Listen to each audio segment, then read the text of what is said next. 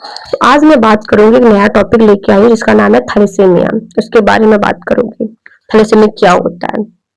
इससे पहले की वीडियो मैंने एनीमियास के ऊपर बनाई है, अगर आपको इंफॉर्मेटिव लगे तो देख लेना जाके। तो थैलेसीमिया क्या होता है? Thalassaemia is a microcytic hypochromic anaemia, यानी कि माइक्रोसाइटिक यानी कि वर्ड से ही डिफाइन हो रहा है। माइक्रो का मतलब छोटा, साइटिक का मतलब सेल्स, और हाइपो मतलब कम, और क्रोमिक मतलब कलर, यानी कि हमारी जो आरबीसी का कलर एंड साइज होता है वो कैसा हो जाता है, साइज छोटा हो जाता है और कलर कैसा हो रिड्यूस हो जाता है। उस कंडीशन को हम बोलेंगे माइक्रोसाइटिक हाइपोक्रोमिक एनीमिया। ये हमारा जो थैलेसीमिया होता है वो ग्लोबिन की डिफेक्ट से भी होता है। जो थैलेसीमिया डिसीज होती है वो हमारी जेनेटिक डिसीज होती है, ऑटोसोमल लिंकेज रिसेसिव। तो हम बात करेंगे जो ट्रांसमिटेड कैसे होता है हमारा थैलेसीमिया। तो ट्रांसमिटेड कैसे होता है, जो पेरेंट्स से बच्चे में ऑफस्प्रिंग में क्या होता है, ट्रांसमिटेड होता है जब हमारे दोनों ही पेरेंट्स क्या हो अनइफेक्टेड हो थैलेसीमिया से।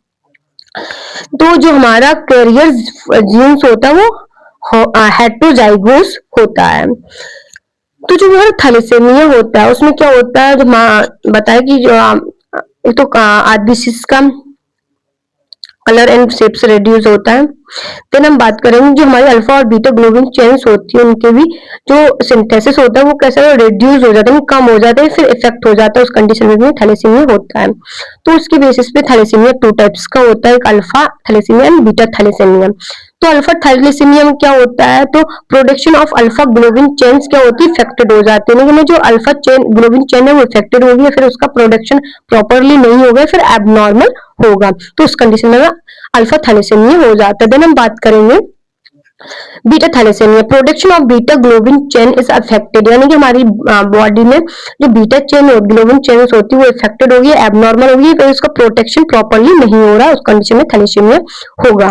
फिर हम बात करेंगे अल्फा थैलेसीमिया को कंट्रोल करती है दो जीन्स, एक होती है अल्फा A1, एक अल्फा A2, जो कि ईच पेरेंट्स के क्रोमोसोम 16 पर प्रेजेंट रहते हैं, जो हमारे अल्फा थैलेसीमिया को क्या करती है, कंट्रोल करती है, फिर इनविट करने की कोशिश करती है, कंट्रोल करती है। देन हम बात करेंगे बीटा थैलेसीमिया। बीटा थैलेसीमिया को सिर्फ एक ही जीन कंट्रोल करती है,